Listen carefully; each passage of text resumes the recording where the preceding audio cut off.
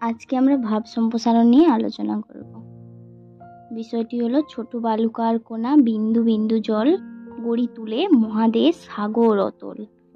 এর মূল ভাব হলো বালুকার কণা ও বিন্দু বিন্দু জল অতি সামান্য নগণ্য হলেও তাদের সম্মিলিত প্রয়াসে মহাদেশ বা মহাসাগরের সৃষ্টি হয়।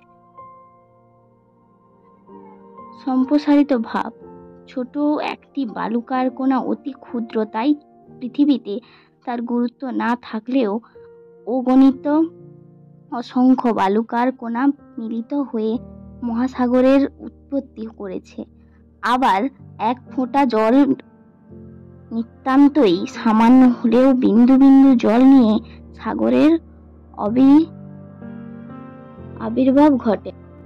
বিষয়টি আমাদের বহমান মানব সমাজের সঙ্গে পরিপূর্ণভাবে জড়িত। এই জগৎ সংসারে সাধারণ মানুষ একা বড় দুর্বল, খুবই ছোট।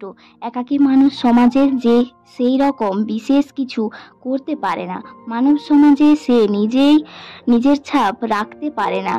তবে মানব জীবনের কল্যাণ ও মঙ্গল সাধনের জন্য সব মানুষ একত্রিত সংঘবদ্ধ হলে অনেক কঠিন অসম্ভবকে সম্ভব করতে বা করে তুলতে পারে। সমাজে তারা কাজের মাধ্যমে আনন্দের ফসল ফলাতে পারে।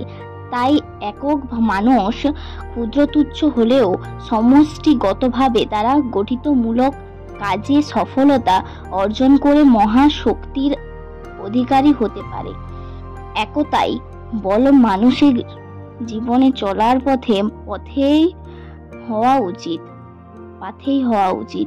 মন্তব্য: একলা মানুষ ক্ষুদ্র হলেও সম্মিলিত ভাবে তারা অসাধ্যকে সাধন করে তুলতে পারে।